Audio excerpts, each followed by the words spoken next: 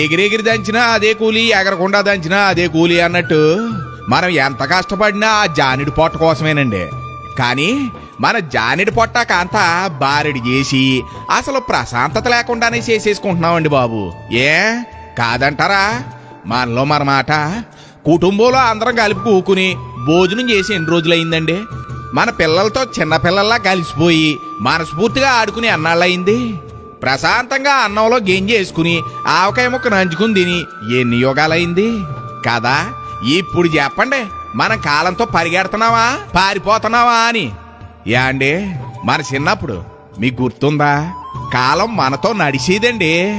బళ్ళోకి వెళ్ళేటప్పుడు మైకా సంచి భుజాన్ని దాలించుకుని మన ఫ్రెండ్స్తో ఎడ్ల బండి వెనకాల ఏలబడుతూ కబుర్లు చెప్పుకుంటే వెళ్లే రోజులు గుర్తున్నాయా?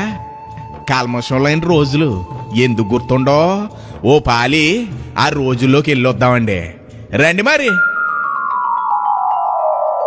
ఏడు పెంకులాట ఆడతా వరుసగా 7 పెంకులు పెట్టి బంతి అట్టుకుని కొడితే ఆతలోడు ఈపి విమానం మోత ఎక్కాల్సిందే.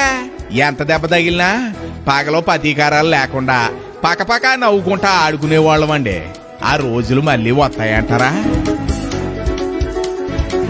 బళ్ళోకి వెళ్ళినప్పుడు పాసబెల్లకి ఏమన్నా తినాలనిపిస్తే ఇంటి దగ్గర నుంచి జంతుకులు మురుకులు జేబులో వేసుకుని మన పక్కోడికి కాకింగులతో చిన్న మొక్కెట్టి తిన్న రోజులు గుర్తున్నాయా?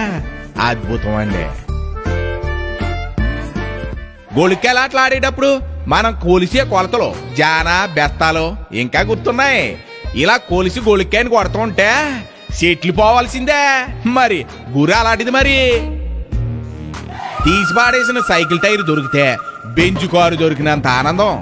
అప్పుడు చిన్న కర్రపొల మొక్కతో ఆ టైర్ని దొల్లించి పరుగులాడుతూ ఉంటే ఆవేశం రాని రోజులండి.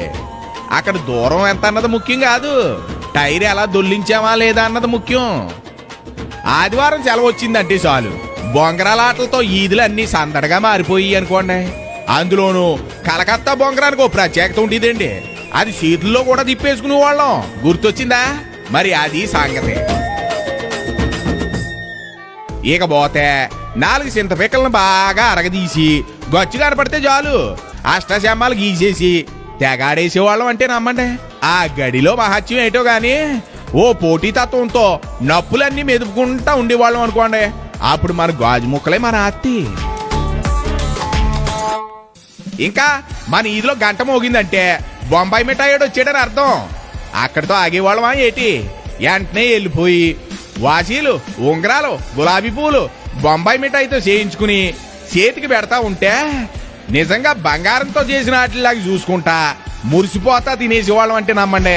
ఇక గూటి బిళ్ళగాడికి వస్తే ఆట ఆడటం మొదలెట్టామంటే కోట్టలోకి బిళ్ళ 10 లాలాలు అవతల పడాల్సిందే.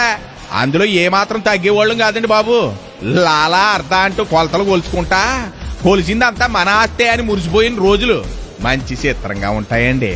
మరి మన చిన్నప్పుడు పావలా పట్టుకుంటే చాలు నిమ్మతోనలో పుల్లైసు ఐస్ ఫ్రూట్స్ పల్లీలు పల్లీ అచ్చులు ఇలా అన్ని మన సొంతం.